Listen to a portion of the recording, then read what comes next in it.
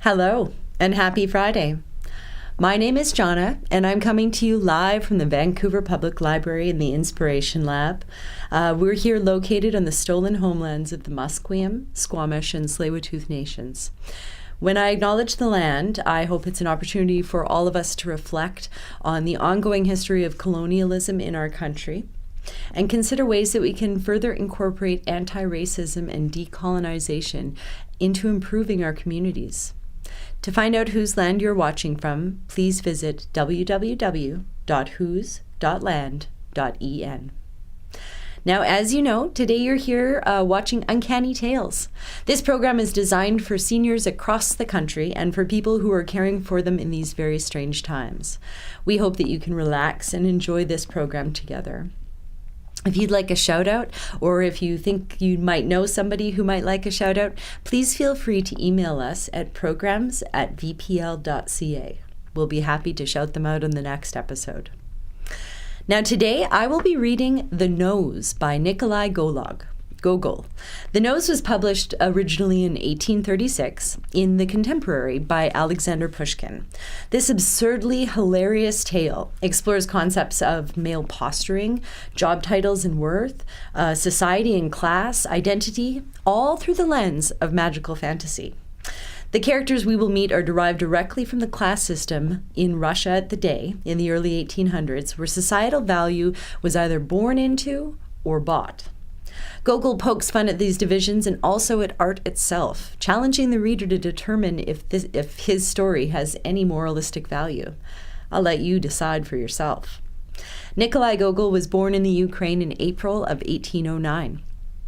As a child, Gogol was very active in producing Ukrainian language plays in his uncle's home theater. In 1820, Gogol went to a school of higher art and remained there until 1828. It was there that he began writing. He was not popular amongst his schoolmates, but did manage to make 2 or 3 lasting friends throughout his time there. Very early, he developed a dark and secretive disposition marked by a painful self-consciousness and boundless ambition. Tragically, Nikolai Gogol descended into madness after a storied career as a writer and a professor. He became obsessed with spirituality. He took to his bed, he refused all food, and he died in great pain of starvation in 1852. Despite this sad end, Nikolai Gogol remains an important figure in Russian literature.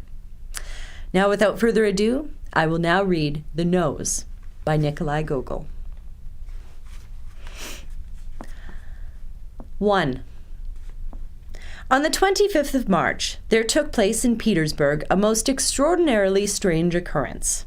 The barber Ivan Yakovlevich, residing on Vosnensky Prospect, his last name had been lost, even the sign at his shop, where a gentleman is depicted, his soapy cheek floating above the legend, "Blood let here," being silent on the matter. This Ivan Yakovlevich, he woke up quite early one morning upon catching a whiff of hot bread. Propping himself up a bit in bed, he eyed his wife, a quite respectable lady and a great lover of coffee, taking some freshly baked loaves out of the oven. "No coffee for me today, Praskovya Osipovna," said Ivan Yakovlevich. "Rather, I should like to have a little fresh bread with some onions."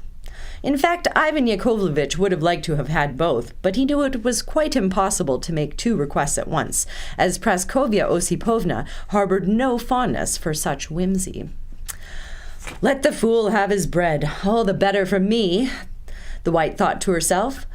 "Now there will be extra coffee left over," and she tossed some bread onto the table. For the sake of decency, Ivan Yakovlevich pulled his frock coat over his nightshirt and, taking a seat at the table, peeled and salted 2 onions. Then, with an air of great significance, he picked up the knife and began to slice the bread. When it had been cut in half, he looked into the middle and, to his great consternation, saw that something was catching the light. Ivan Yakovlevich delicately prodded it with the knife, then ran his finger across it. "My, it's firm," he said to himself. "But what could it be?" He reached his fingers in and pulled out a nose. His arms dropped to his sides. He began rubbing his eyes, then feeling around again. A nose! Yes, a nose. That's just what it was. Not only that, but a familiar nose, a nose he knew. Horror came over Ivan Yakovlevitch's face, yet this horror was nothing compared to the indignation his wife demonstrated. "What have we here, you old beast? Why, you've sliced off someone's nose!" she shrieked in wrath. "Rogue! Drunkard! I'll carry you to the police station myself, bandit! Come to think of it, it's 3 times now I've heard from customers of yours that when you shave them, you yank on their noses so hard it's a wonder they don't come out more often." Ivan Yakovlevitch felt at least half dead.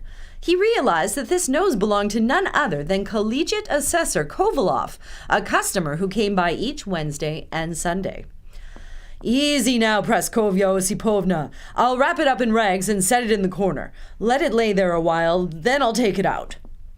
"I won't hear of such a thing, that I should let some sliced-off nose laze about in my room.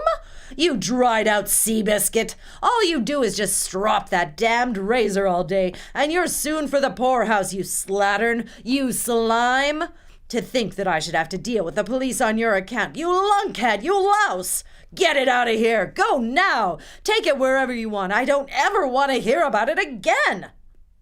Ivan Yakovlevitch was standing as still as a corpse. He thought and could not figure out what to think. "The devil knows how this happened," he finally said, scratching behind his ear. "Did I come in drunk last night?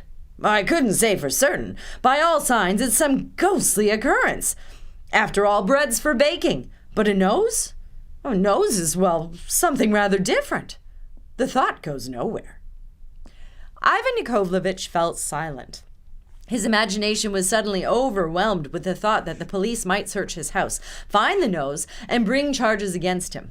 He could already see that scarlet collar, beautifully embroidered with silver, the rapier. His whole body began to tremble. At last he pulled up his trousers and laced the tatters of his boots, and to Praskovya Osipovna's rumbling admonitions, wrapped the nose up in a rag and headed down to the street. He didn't care how he got rid of it. Stash it in the hitching post behind the gate, or drop it accidentally and then dash down an adjacent alleyway. To his dismay, though, he kept running into acquaintances who would immediately strike up some chit-chat. "Well, where are you off to?" or "Who gets a shave so early in the morning?" so that there came no moment for Ivan Yakovlevitch to seize. At one point, he actually did manage to drop it, but a policeman pointed his halberd up from the street and called out, "Pick that up! Can't you see you dropped something?" so that Ivan Yakovlevitch had to scoop the nose up and thrust it into his pocket. Desperation took hold of him, growing deeper as people flowed out into the streets and the shops and the kiosks began opening for the day. He decided to head for St. Isaac's Bridge. From there, shouldn't he be able to throw the nose into the Neva?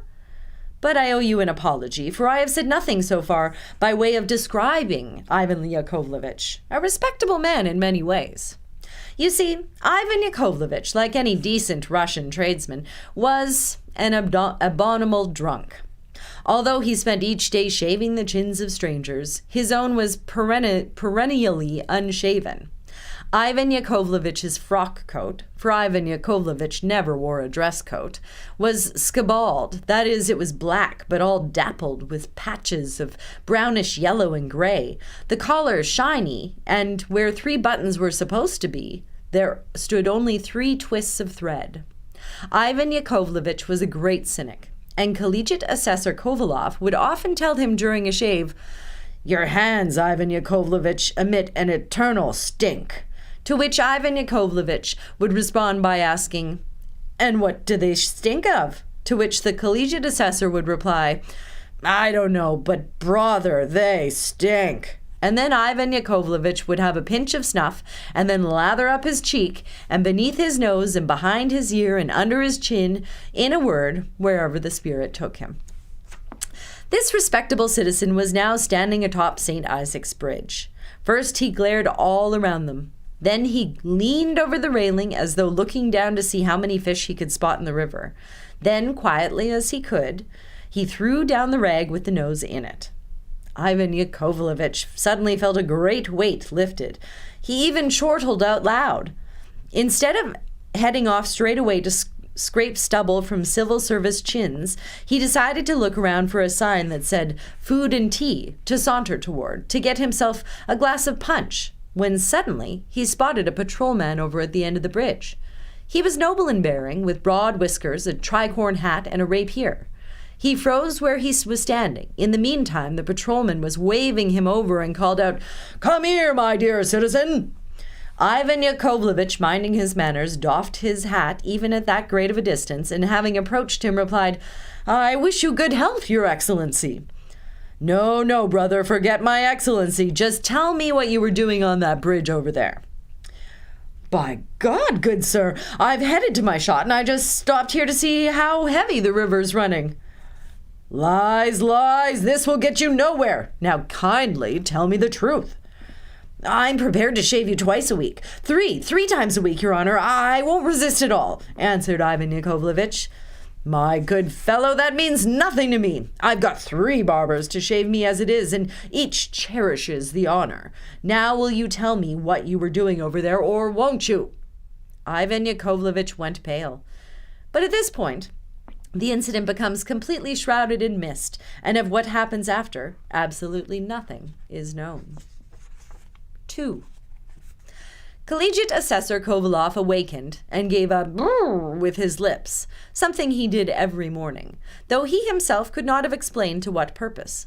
Kovalev stretched and called for the small mirror standing on his night table. He wanted to look over the pimple that had erupted on his nose the previous night, but to his greatest astonishment, what he saw where his nose should be nothing but a perfectly flat patch of skin. Frightened, Kovalev called for some water and rubbed his eyes with a towel, but it was just as he'd thought. No nose. He felt around his face. He must be dreaming, mustn't he? Yet it seemed he was not. Collegiate Assessor Kovalev leaped from the bed and tried to pull himself together. Still no nose. He called out at once to be dressed and headed directly for the office of the Chief of Police. But meanwhile, we will need to say a few words about Kovalev, so that the reader may know what sort of man the collegiate assessor was. Those collegiate assessors who accede to the title by way of certificates of learning bear no comparison with the ones produced in the Caucasus. The two are of quite different kinds. Collegiate assessors of the learned variety, but Russia is so wondrous a land that if you say something about any one collegiate assessor, every man from Riga to Kamchatka who holds that position will take it as an account of himself. The same goes for every title and rank. Our Kovalev, it happens, was a collegiate assessor of the Caucasian sort.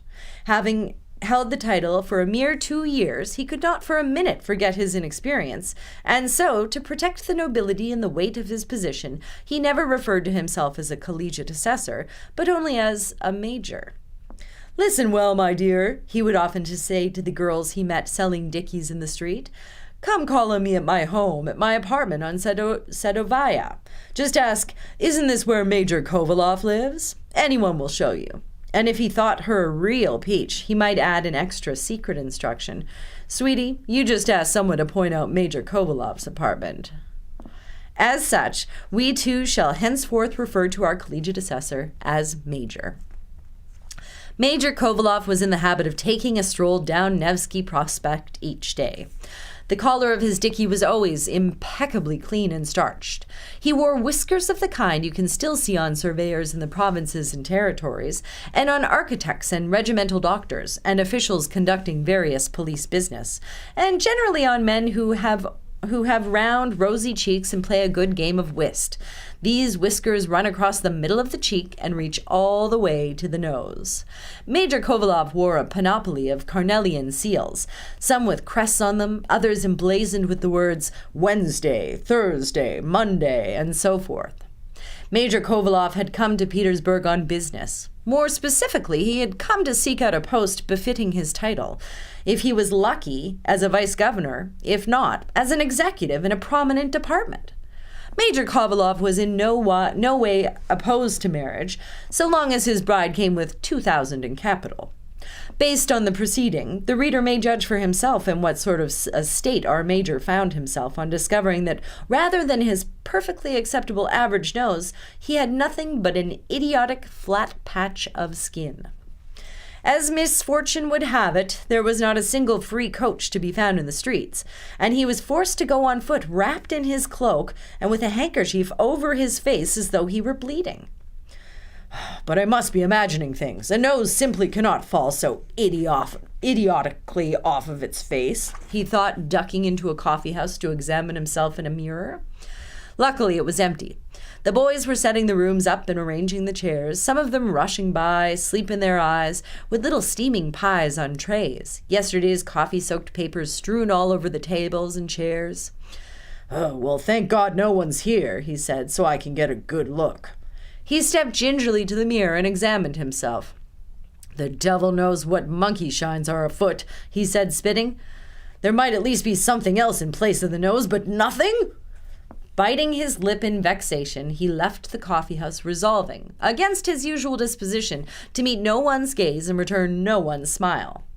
Suddenly he stopped dead before the doors of a house.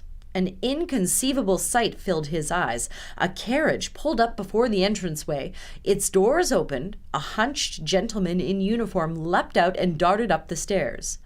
What horror Kovalev felt mingled with astonishment upon recognizing that this was his very own nose.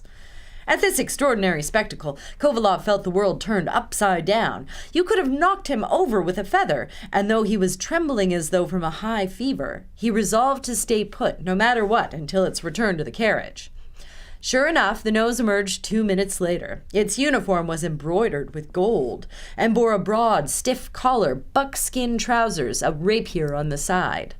From the plume in its hat, one might conclude it had attained the rank of civil councillor. All indications were that it had gone out to visit someone. It looked both ways, shouted "Drive!" to the coachman, and up and left. It was all poor Kovalev could manage to keep his wits. He had no idea what to make of this bizarre thing he had witnessed. How could it be that his nose, the one that only yesterday had been fixed to the middle of his face, quite unable to walk or ride in a couch, was now wearing a uniform? He chased after the carriage until, mercifully, it stopped not far up the road outside the Kazan Cathedral. He hurried in, making his way past a row of old beggar women he'd laughed at in the past, their faces in bandages with 2 holes cut out for the eyes, and entered the sanctuary. Inside, only a few people were offering prayers, all standing by the entryway.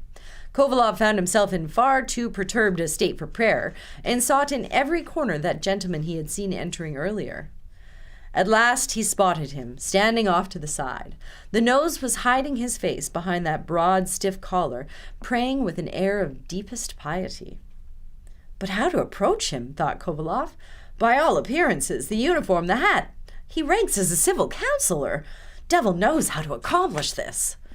He stood near it and coughed, but the nose would not for a minute abandon its piety, and stood its ground, meting out courteous bows. "My dear sir," Kovalev said, working up his nerve. "My dear sir." "What is it you need?" replied the nose, turning.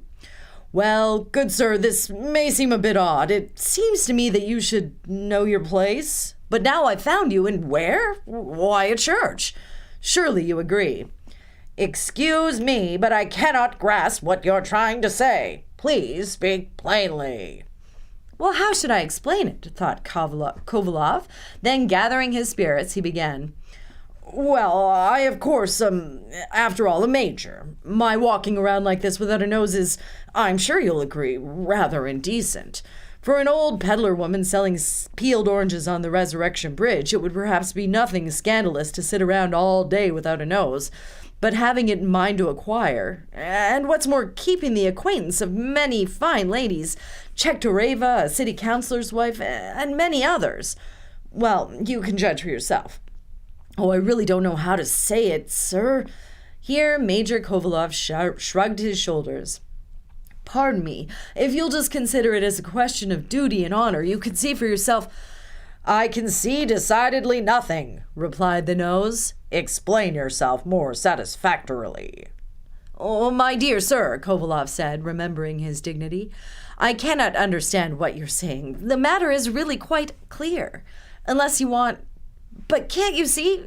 You are my nose." The nose looked down his nose at the major, his brow furrowed. You were mistaken, dear sir. I'm here on my own. Besides, there couldn't be any relationship between us. Judging by the buttons on your uniform, we serve in different apartments." Having said this, the nose turned back around and resumed its prayers. Kovalev was quite perplexed at this, not knowing what to do or think next. At that moment he caught the pretty sound of dresses rustling. An elderly lady had stopped near him, dressed all in lace, and with her a young woman, a white dress painted over her slender waist, straw-colored hat as light as a pastry. A tall hajduke with huge whiskers and a full dozen collars came up behind them and opened his snuff-box.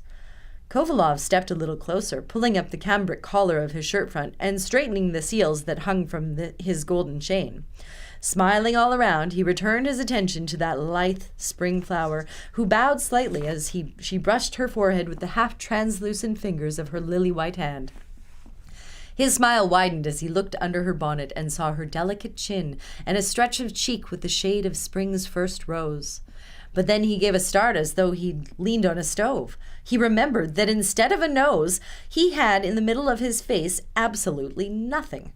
His eyes wrung out tears, and he resolved to turn around and flatly tell the gentleman in the uniform that he was merely putting on the airs of a civil councillor, that he was but a knave and a scoundrel and nothing grander than Kovalev's own nose. But the nose was nowhere to be seen. It had managed to gallop off somewhere, most likely to pay a visit to some acquaintance. This plunged Kovalev into despair. He went back outside and stood for a moment under the colonnade, casting his gaze this way and that, hoping to catch sight of the nose. He could recall quite clearly that it wore a hat with a plume and a uniform with a gold braid, but he could not remember its overcoat, nor the color of its carriage, its horses, nor even whether it had traveled with a footman, and if so, one how attired. Besides, such was the multitude of carriages rushing to and fro, and such was their velocity, that the nose would have been difficult to pick out, and even had he spotted it, all but impossible to flag down. It was a beautiful day and sunny, but not for the crowds on Nevsky. There a great floral cascade of ladies rained down over the whole sidewalk, from the police station to the Anichkin Bridge. Here comes a court councillor of his acquaintance, whom he always addresses as lieutenant colonel, especially in the presence of outsiders to the court. There goes Yarygin, chief clerk of the Senate, who could never win at whist, even with an 8. And now another major of the Caucasian variety waving him over. "The devil take it all!" shouted Kovalev. "Hey, driver, take me directly to the chief of police." Kovalev got into the droshky and urged the driver forward. "Ahead with all speed!" "Is his honor about?" he cried out in the foyer of the police chief's home. "No, sir," replied the potter. "You've just missed him." "There's my good luck for you." "Indeed," the porter answered. "He was here just a minute ago. You should have come then you'd have caught him." Without taking the handkerchief from his face, he got back into the cab and shouted to the driver in desperation, "Get going!" "Where to?" asked the driver. "Just go straight." "No straight to go. The road forks, left or right." The question gave Kovalev pause. He got to thinking again. His situation seemed to counsel a visit to the precinct house, not because he was a police matter per se, but because a resolution might be reached there more swiftly than anywhere else. Certainly it should be far more expedient than a complaint to the supervisor of the department in which the nose had claimed to serve, that nose having demonstrated that it was a man to whom nothing was sacred, and one who might lie in the case just as steadily as he had in church when he'd taken Kovalev for a perfect stranger. And so, just as Kovalev was about to direct the driver to the precinct house, the thought occurred to him that this knave, this perfect rascal, might well seize the advantage of that time presently afforded him and slip out of the city, thwarting the whole city of the manhunt Kovalev hoped to initiate, or stretching it out, oh God help him, as long as a month. Finally, a thought seemed to descend from on high to the newspaper office. He should head the nose off at the pass by publishing a notice with a detailed description of him from all angles, in every respect, so that anybody who met him could immediately turn him in, or at least report back on his whereabouts. His mind made up, he ordered the driver to head to the newspaper office and spent the whole ride punching the driver in the back, calling out, "Faster, you scalawag! Pick it up, you rascal!" "Ah, "Take it easy, mister," the coachman called back, shaking his head and reining in the horse, which was shaggy as a Maltese. At last the droshky pulled to a stop, and Kovalev, huffing and puffing, ran into the little reception room where a gray-haired bureaucrat in spectacles and an old tailcoat sat at a table counting copper coins with the nib of a pen in his teeth. "Who here takes advertisements?" demanded Kovalev. "Good day to you." "My regards to you," the old clerk said, lifting his eyes momentarily from the spread before him and then returning them. "I would like to have something printed.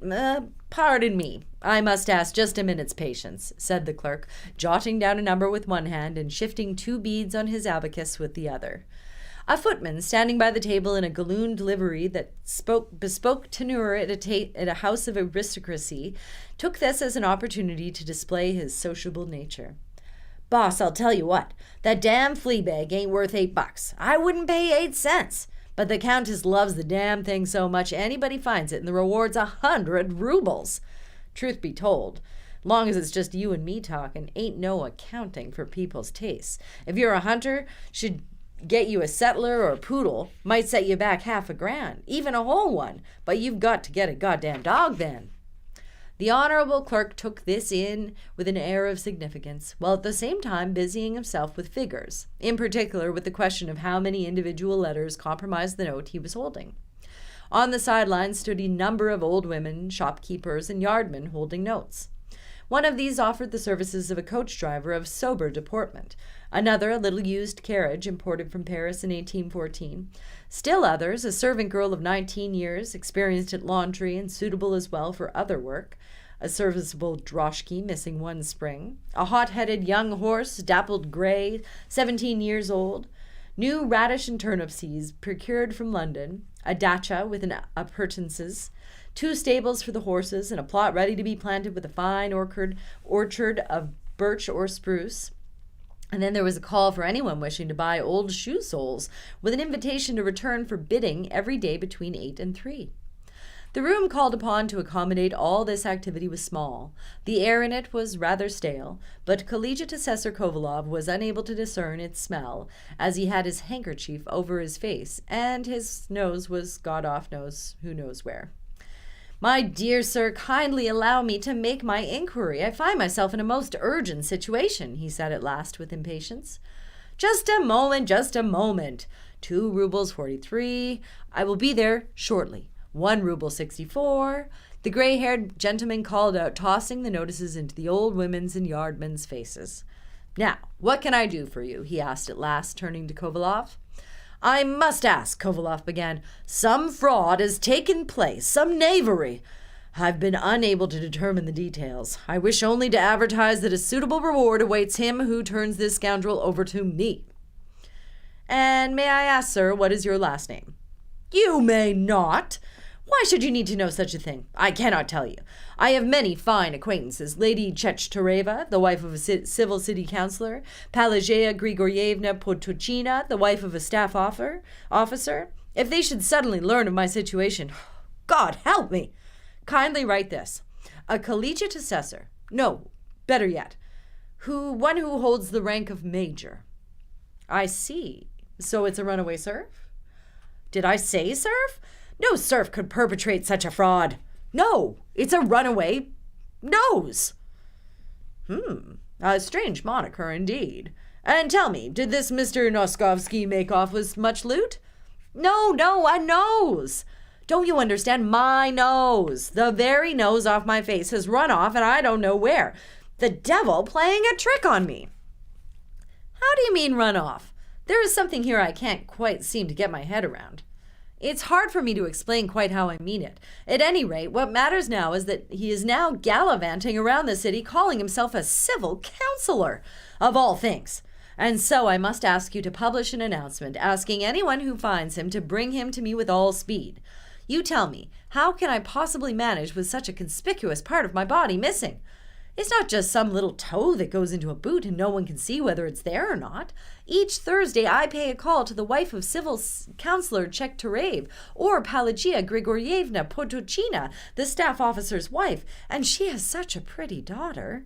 These are all acquaintances of mine. Ask yourself, how can I possibly visit them in my current state? Why, I can't possibly, not like this. The clerk thought it over, thought so hard that his lips curled tightly. No, he replied after a long silence. No, I couldn't place such an announcement in the paper. What? And why not? Sir, the reputation of the paper would suffer. If people start writing that their noses have run off, well, as it is, there are those who complain that we print too many absurdities and false rumors.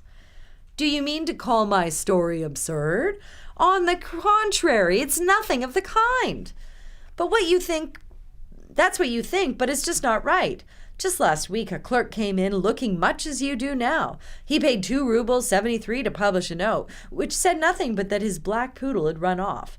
And just what do you think came of it? In the end, it was a hoax. The poodle was the treasurer of I forget which organization. Very well, but my notice doesn't concern a poodle, only the nose off my own face.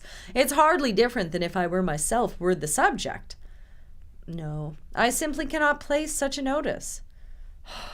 A fine thing for you to say, but my nose really has run off. If your nose has run off, that's a matter for a doctor. I've heard there are some who can fix you up quite nicely with whatever nose you want. However, I cannot help thinking you are given to fits of humor and teasing in company. I swear to you as God is holy. Very well. If it's come to this, I'll let you see for yourself. Why trouble yourself? The clerk went on, taking some snuff. Though if it's not any trouble, he added with a stroke of curiosity, I suppose I may as well have a look. The collegiate assessor took the handkerchief off his face. Well now, that is exceedingly strange, exclaimed the clerk. The spot's as flat as a fresh pancake, just as flat and just as smooth. So, do you still want to argue? You can see for yourself that there's no way not to print it. I will be most extraordinarily grateful to you and very glad that this bizarre occurrence afforded me the pleasure of making your acquaintance. The major, as can be seen from this, had decided to try softening his approach some. To print it, of course, presents no major challenge, the clerk said, but I can hardly see any benefit to you in this. If you want, why not take your tale to someone with a deft pen and let him write it up the whole occurrence as a freak of nature and print it as a little column in the Northern Bee? Here he took another pinch of snuff. For the edification of the young, here he wiped his nose on his hand, or as a curiosity for a more general readership. The collegiate assessor began to feel quite discouraged. He cast a glance at the bottom of the newspaper where theatrical performances were announced. His face curled itself toward a smile as he caught the name of an actress, one of the prettier ones, and his hand thrust itself into his pocket to feel around for a blue 5-ruble note, since it was Kovalev's considered opinion that staff officers should always sit in the stalls. But then the thought of his nose spoiled everything. The official seemed moved by Kovalev's awkward situation. Keen to ease his grief in any way he might, he deemed it appropriate to express his fellow feelings in a few words. In truth, I'm very sorry that this strange thing has happened to you. Wouldn't you enjoy a pinch of my snuff? It cures headaches, melancholy, even helps to eliminate hemorrhoids. With this, he offered Kovalev his snuff box, niftily sliding open its lid, which depicted some lady in a hat. The accidental affront relieved Kovalev of the last of his patience. I do not understand how you can make jokes at a time like this, he said, furious. Can't you see that I have nothing with which to sniff it? The devil take your snuff. I couldn't look at proper Rappi right now, let alone your putrid Berezinski. Having said this, he stormed out of the newspaper office, deeply annoyed, and went to see the police inspector, a man with a well-known sweet tooth. In his house, the entire vestibule, which doubled as a dining room, was filled with sugar loaves merchants had brought him as tokens of friendship. As he walked in, the cook was removing the inspector's standard-issue boots. His rapier and military armor were already hanging in the corner, and his 3-year-old son was playing with his intimidating tricorn hat. And he, after a day of harsh military life, was preparing to taste the pleasures of peace. Kovalev walked in, and just as he stretched, grunted and exclaimed, Oh, how nice it would be to shut my eyes for just an hour or two. From this, we might conclude that the collegiate assessor's arrival was anything but well-timed. Even if he had brought several pounds of tea or some cloth, I can't say he would have made too much of a welcome. The inspector was a great patron of all arts and manufactures, but he preferred banknotes to any of them. Here's something, he liked to say, and there is nothing better than this thing. You don't have to feed it, barely takes up any space, just sits in your pocket, drop it, and it won't break. The inspector received Kovalev quite unenthusiastically and told him that after lunch there was no time to begin an investigation, that nature herself had ordained that a man, having eaten, should get some rest. From this, the collegiate assessor could tell that the police inspector was not unacquainted with the wisdom of antiquity's great men. That a respectable man would never have had his nose torn off, and that there were in the world many majors who couldn't even keep their underclothes in decent condition, and who dragged themselves to all manner of unspeakable places. All of this cut a little close to the bone. It should be noted here that Kovalev was an extremely peevish person and quick to take offense. He could forgive anything about him personally, but not about his rank or title. Even when he was in the theater, he could let remarks about inferior officers slide, but he considered staff officers strictly off limits. He found the inspector's reception so disconcerting that he promptly shook his head, said with an air of dignity and his arms slightly raised, "I can confess that to such vituperations I can think of nothing to add," and walked out. He went home, barely feeling his feet beneath him. It was dusk already. After the day's fruitless search, his apartment seemed to him very sad or incredibly ugly. Walking up to the front man, he saw his footman, Ivan, lying on his back across the dirty leather couch, spitting repeatedly at the same spot on the ceiling and hitting it each time. Such indifference in a man infuriated him. He smacked him across the forehead with his hat, shouting, "You swine! Always wasting your time on stupidities!" Ivan leapt to his feet and hurried to help him off with his cloak. Heading back into his room, the major, tired and sad, collapsed into his chair and after a few breaths finally said, my God, why this misfortune? Were I left without hands, without feet, that would be better than this. Were I without ears, well, that too would be a prize, but I could deal with it. But this, a man without a nose, the devil knows what to make of him. A bird? Not a bird. A citizen? Not a citizen. Just take him and throw him out the window. If only I could claim that I lost it in battle or in a duel or that I myself was somehow to blame. But no, it just vanished. No cause, no explanation, completely in vain. Only no, it can't be, he added, having thought a little more. It's preposterous that a nose should simply vanish. Utterly preposterous. I must be dreaming, or else seeing things. Maybe instead of water, I accidentally drank the vodka I'd been keeping to splash on my chin after shaving. Ivan the fool never cleared it away, and I must have drunk it. To check whether he might in fact be drunk, the major pinched himself so hard that he screamed. The pain quite convinced himself certainly that he was in fact awake. He crept up to his mirror and squinted at his reflection with the idea that perhaps, just possibly, the nose would be there in its proper spot. But he immediately jumped back shrieking, "Oh, what a cruel caricature of a face!" It was, in a word, incomprehensible. If it had been a button, a silver spoon, a watch, any such thing that would have gone missing, but to just up and vanish? For whom to vanish? And in his own apartment, no less. Major Kovalev, piecing together all the evidence, realized that the culpable party must be none other than Podochina, the staff officer's wife, who wanted to marry her daughter off to him. In fact, he loved chasing her around, but had succeeded in avoiding the logical terminus of such conduct. When the mother came and told him outright that she wanted to give him her daughter's hand, he gently eased off on compliments, telling her that he was still too young, still had a good 5 years to serve, and would then, at the age of 42, be ready. Clearly, the staff officer's wife had decided to put a hex on him in revenge, had hired some kind of sorceress to spirit away, because it was in no wise possible to believe that the nose had been cut off with a blade. No one had come into his room, and when the barber Ivan Yakovlevich had shaved him last Wednesday, the whole thing had been there, and even through the Thursday. This he remembered and knew perfectly well. Besides, it would have hurt something awful and could not possibly have healed so quickly and become smooth as a pancake by now. He tossed about some plans, perhaps to bring a formal complaint against the staff officer's wife in court, or go to her house and detain her himself. His reflections were interrupted by the light flickering through the slits in the door, which let him know that Ivan, in the front room, had already lit a candle for the evening. And soon Ivan himself appeared with it, brightly illuminating the whole room. Kovalov's first impulse was to grab the handkerchief and cover the place where still only yesterday a nose had been, to spare himself the spectacle of a stupid man gawking at his master's most unusual state. No sooner had Ivan left for his quarters than an unfamiliar voice leaked back from the front room. "Does Collegiate Assessor Kovalov live here?" "Come in. Major Kovalov is here," Kovalov said, jumping to his feet and opening the door. In walked a very handsome police officer, his whiskers neither too light nor too dark, his cheeks quite full. That same man, as it happens, who at the beginning of our tale was standing on St. Isaac's Bridge. "Tell me, sir, have you mislaid your nose?" "I have indeed." "In that case, it has been found." "What's that you say?" Major Kovalov shouted. Joy took his tongue. He stared with both eyes at the patrolman standing before him, at his full lips and his cheeks that flickered in the trembling candlelight. How did it happen?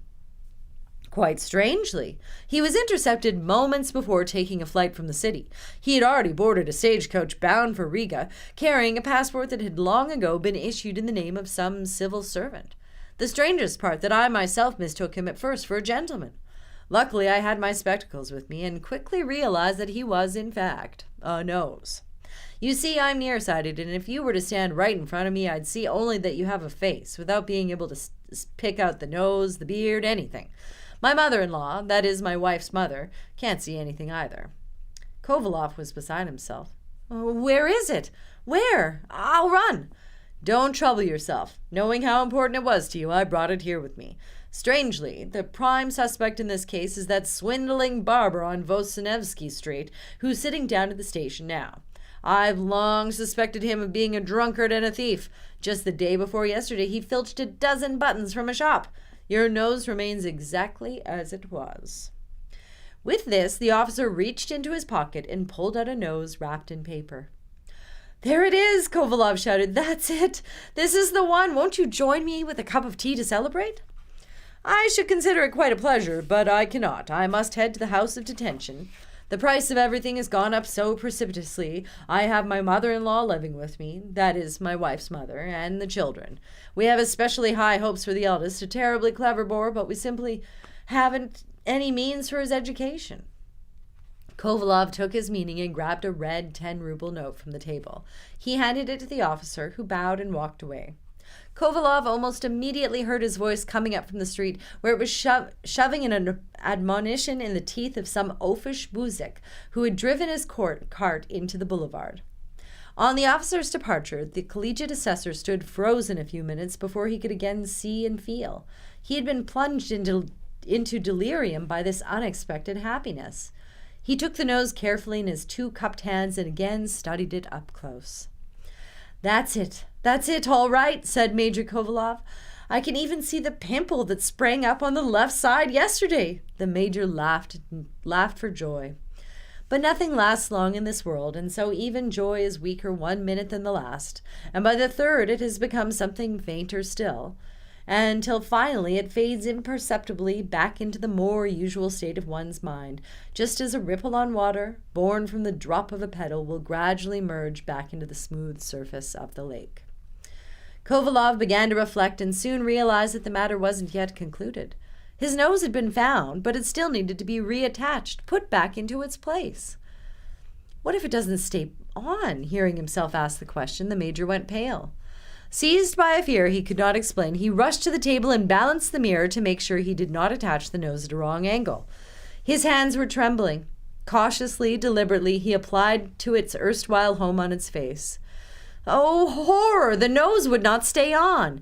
He wetted it a little with his mouth, warming it with his breath, and again pushed it flush against the smooth patch between his cheeks. But the nose could simply not be compelled to stay put. "What? Come on, glom on, you fool!" he berated it. But the nose just dropped like a piece of wood onto the table, releasing when it did a queer thud reminiscent of a cork. The major's face contorted convulsively. How can this be? Won't it stay on? He said, beginning to fear the worst. But no matter how many attempts he made at re-nosing, the effort came to naught. He called Ivan and sent him to fetch the doctor, who occupied the finest apartment on the first floor of Kovalev's building. This doctor was a man of distinction, with handsome pomaded whiskers and a fresh, healthy doctorina at home. He ate a daily breakfast of fresh apples and kept his mouth in a state of extraordinary hygiene, rinsing it each morning for nearly 3/4 of an hour and polishing his teeth with 5 separate brushes. The doctor arrived that very minute, and after asking how long had passed since this misfortune had befallen him, he lifted Kovalev's face by the chin and prodded with his thumb at the spot where the nose had once been, so that the major was forced to heave his head back and smash it against the wall. That's nothing, the physician said, but added that he should perhaps step a bit further from the wall, and then asked him to crook his head to the right, and felt around the noseless spot, emitting a quick, Next. He told him to crook his head to the left. And he concluded the examination by poking again with his thumb, which made Major Kovalev throw his head back like a horse having its teeth checked. After completing the examination, the physician shook his head and said, "Nope, it can't be done. Best to stay how you are now, because you might end up still worse. Of course, it could be reattached. I might even be able to reattach it here and now, but I assure you, you'll be sorry I did." "Well, that's just very nice. How can you expect me to go on remaining noseless?" said Kovalev. "It couldn't get worse than it is now. The devil knows what to call this. Where can I go with such a travesty of a face? I have friends in respectable society. Why, just tonight I'm expected at 2 houses. I know many people. The wife of Civil Councillor Chekhterev, Potochina, married to a staff officer. Though after this fine deed, I assure you, I will be communicating with her only through the police. I beg of you," continued Kovalev, his voice full of pleading, "isn't there anything you can do? Just find a way of attaching it. It needn't be perfect so long as it holds. I can even hold it in place with a hand in risky situations. I never dance, so I won't be knocking into it with some careless motion. As far as my gratefully compensating your efforts, please rest assured that whatever is within my means—" "Believe it or not," the doctor said in a voice neither soft nor loud, but exceedingly persuasive and magnetic, "I never provide treatment for the sake of being remunerated. It's a personal code. I don't want to cheapen my art. True, I accept payments for my visits, but only so as not to offend my patients by refusing. Of course, I could reattach your nose, but I assure you on my honor, if you will not accept my word, that it will come out just much worse for you. Best leave nature to its course. Wash it often in cold water, and I assure you that even lacking a nose, you will still be as vigorous as if you had had one. As for the nose itself, my advice is to preserve it in a jar of spirits, or better still, add 2 tablespoons of aquafortis and add some warmed vinegar. You should be able to pull in some good money for it. In fact, I'll take it right now if you ask a reasonable price." No, I will not sell it for anything," cried the desperate Major Kovalev. "Better it should rot." "Then pardon me," the doctor said, bowing as he took his leave. "I merely wish to be of service to you. What more can I do? At least you've seen I tried." Having said this, the doctor took his noble leave. Kovalev did not even notice his face, but in his profoundly dazed state saw only his shirt cuffs, white and clean as snow, peeking out from the sleeves of his black tailcoat. The very next day he made up his mind to write a staff officer's wife before filing a complaint. Maybe she would return what belonged to him without a struggle. The letter was of the following contents. "Dearest Madame Alexandra Grigoryevna, I find myself quite unable to comprehend your behavior. Be well assured that by engaging in such conduct you achieve nothing and cannot possibly prevail on me to marry your daughter. Believe me, I am well aware of what has gone on with my nose, including the fact that the main actor in this is none but yourself.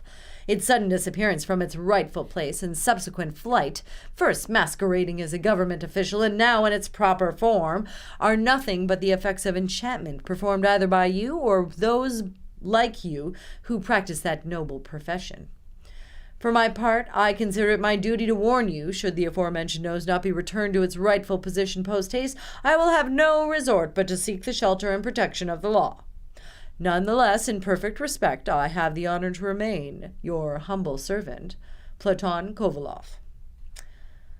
My dear Sir Platon Kovalev, your letter came as an utter shock to me. I confess to you in all frankness that I never expected such a thing, the less so with regard to the unjust reproaches on your part. I avow to you that I have never received the official you describe, neither in disguise nor in his true form. True, Philippe Ivanovitch Putanchevat came calling, and though he sought my daughter's hand, being himself of sober comportment and great learning, I never offered him any hope in this regard. You mentioned, too, a nose. If you intend this as a suggestion that I have boxed you on the nose, that is, tendered your formal rejection, then I am surprised to hear you speak of it, since you well know I have been of precisely opposite intentions, and if you were today to propose to my daughter in legal fashion, I would be quite prepared to give you satisfaction, as this has always been my most fervent wish, in the hope of which, always at your service, I remain, Alexandra Porochina. No, said Kovalev, having taken the letter in. It's clearly not her. It cannot be. Such a letter could not possibly be written by anyone guilty of a crime. The collegiate assessor was well versed in such matters, having been sent on several investigations while still in the Caucasus. How did it happen, then? What sort of a fate is this? He said at last, slapping his arms against his sides. Meanwhile, rumors of this outlandish occurrence proliferated through the capital, and as usual were not without unique embellishments. At that time, imaginations were attuned to the paranormal. Only recently, the public had been preoccupied with experiments into the effects of magnetism. The story of the dancing chairs on Konushinaya Street was fresh in people's minds, and so it should come as no surprise that people began saying that the nose of collegiate assessor Kovalev went walking down Nevsky Prospect every day at exactly 3 p.m. A throng of curious spectators would gather there daily. If someone said the nose had been spotted at Junkers, such a crowd would gather and press against its windows that the police would have to intervene. One speculator, looking reasonable in his whiskers, a man who'd sold puff pastries at the entrance to the theater, had some lovely long wooden benches made specially and would invite the curious to stand on them for a better view at 80 kopecks per piece. A retired colonel came one day to have a look and made his way through the crowd with great difficulty. But to his extreme consternation, he saw in the shop window no nose at all, only a workaday wool jacket and a lithograph of a girl straightening her stocking, while a ponce in a reversible waistcoat and a goatee leered from behind a tree, the same picture that had sat there for more than 10 years. Vexed, he walked off, muttering, "How can people fall for such foolish and unlikely rumors?" Then the rumor spread that Major Kovalev's nose took his daily constitutional not on Nevsky Prospect, but in the Tauride Gardens, that when Ambassador Khosrev Mirza had been living there, he'd been quite marveled at this strange play of nature. A few of the residents from the College of Surgery went to see for themselves. One well-known of repute even forwarded a letter to the garden's overseer, asking that he demonstrate this rare phenomenon to her boys, and if possible, offer an explanation for the cultivation and edification of the young. All of it was an exceptional joy to those in society who frequented balls and loved to make the ladies there laugh, their reserve of diversions having been around that time nearing depletion. A small number of respectable and extremely well-mannered people looked askance. One gentleman declared with indignation that he could not understand how such obvious claptrap manages to circulate even in our modern age, and that he should not be surprised if the authorities were to take an interest in the matter. This gentleman was manifestly one of those who wish the authorities would involve themselves in everything, even in his quarrels with his wife. Afterward, but at this point the incident became shrouded in mist, and what came next is decidedly unknown. 3. The world is suffused with perfect nonsense. Sometimes it is completely implausible. Suddenly, as though nothing out of the ordinary has ever taken place, that same nose, the one that had stomped its boots around town in the rank of civil councillor, returned to its place, that is, directly between Major Kovalev's two cheeks. It was the 7th of April. On waking, he caught a glimpse of himself in the mirror and suddenly realized, "My nose!" He grabbed it with his hand. It's my nose! Ha ha! Kovalev cried out in his joy and was about to burst into a Cossack dance when Ivan walked in. So he ordered him to run a bath immediately, and while he was bathing, he again caught sight of himself in the mirror. The nose! Later, drying himself with a towel, he caught sight of himself in the mirror. The nose! "Look, Ivan, I think I have a pimple on my nose, he said. Meanwhile, he was thinking, oh, I will cry calamity if Ivan says, well, no, sir, no pimple and no nose either.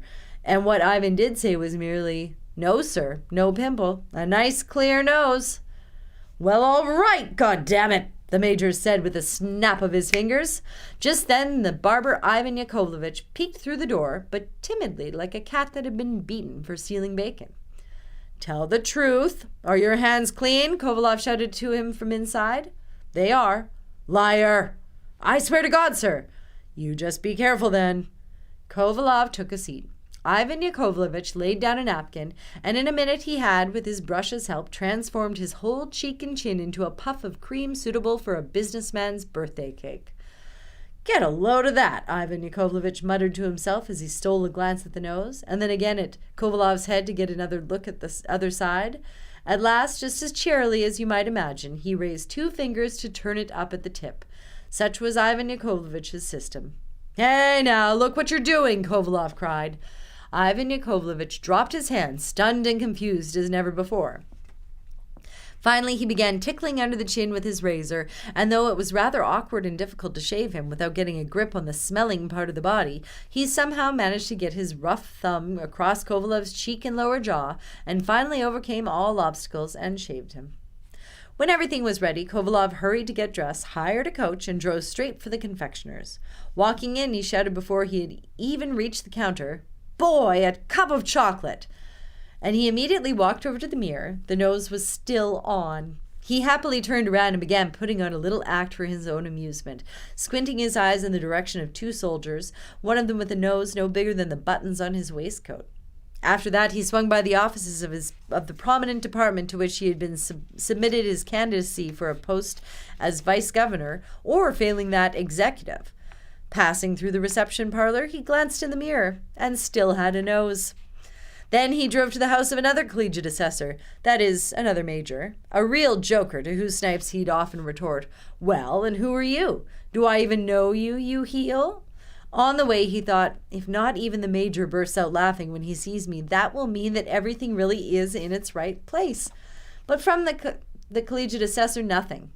Good, the devil take it in, Kovalev thought to himself. On his way, he ran into the wife and daughter of the staff officer, Podochina. He bowed to them, and they welcomed him with squeals of joy. Nothing wrong, then. There had been no lasting damage. He stayed chatting with them a very long time, and intently pulling out his snuff packs, spent hours filling up his nose in front of them, through both entrances, mumbling to himself, "Well, there you go. Women, a race of clucking hens. Come to think of it, I don't think I will marry the daughter. Just as simple as that. Par amour, if you will." And ever since then, Major Kovalev can be seen parading around town as though nothing had ever happened. On Nevsky, in the theaters, everywhere. The nose, too, acts as though nothing has happened, sitting on his face with no sign of going anywhere. Thenceforth, Major Kovalev was known as a man of perpetual cheer, never without a smile, chasing after all the pretty ladies of Petersburg. Once he even stopped by Merchant's Yard to buy some kind of ribbon, and who knows why, since he was not at the Knight of any order. Hard to believe such a story might transpire in the northern capital of our vast realm. Only now, with perfect hindsight, can we see how improbable a story it is. To say nothing of the rather peculiar and supernatural disappearance of the nose and its subsequent appearances around town in the guise of a civil counselor, how could Kovalev have failed to appreciate that he should never have tried to place a notice about his nose through the newspaper officer? I am speaking here not of the cost of such an endeavor, a mere trifle that concern, and besides, I hardly count myself among the avaricious, but it is indecorous, incompetent, indefensible. And again, how did the nose end up baked into the bread? And how did Ivan Yakovlevich? No, I can't understand this in the least. I decidedly cannot. And the strangest, the most inexplicable thing of all is the question of how authors can choose such subjects for their work. I confess this is utterly incomprehensible. It is simply... No, I cannot conceive of it at all.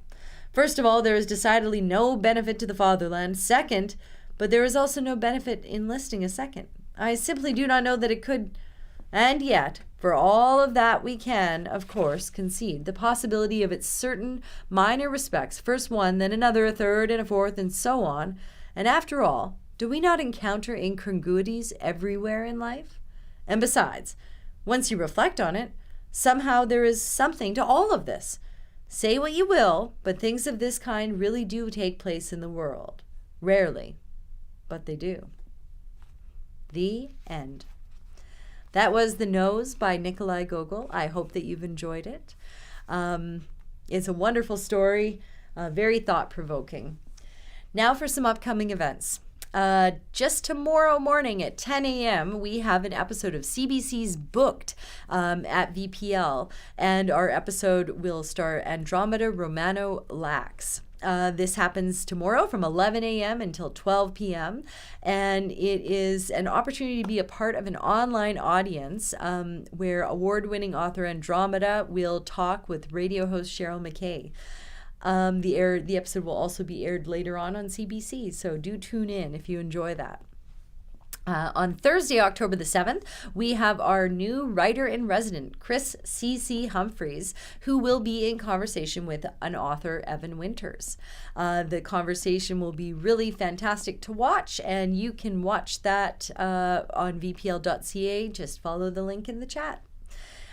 Coming up, another really exciting program on Friday, October the 8th, we have Meditative Drawing Basics, which is an opportunity to really explore drawing. No experience is necessary at all. It's more of a mental meditation. So I do encourage you to sign in. It could be very relaxing and informative. That's going to be happening on Friday, October the 8th from 12 till 1 p.m. And of course, don't forget to tune in to our next episode of Uncanny Tales, which will be airing on October the 15th from 10 a.m. till 11 a.m. And we will be having a very special guest reader, also our writer-in-residence, author, and also voice actor, Chris C.C. Humphreys.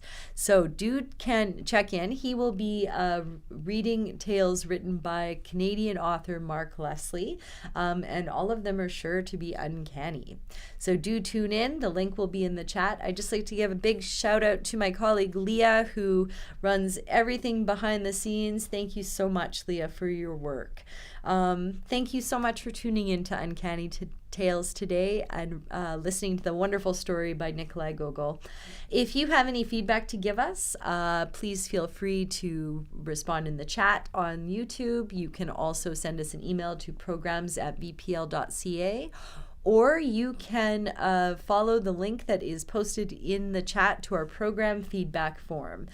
The program feedback form is how we know if we're doing good at what we're doing, if we need to work harder, and ways that we can do so. So if you've got some time, please do fill that out. Of course, you can always check out vpl.ca for more events, programs, and services that we offer here at the library. Thank you all so much for tuning in, and happy Friday.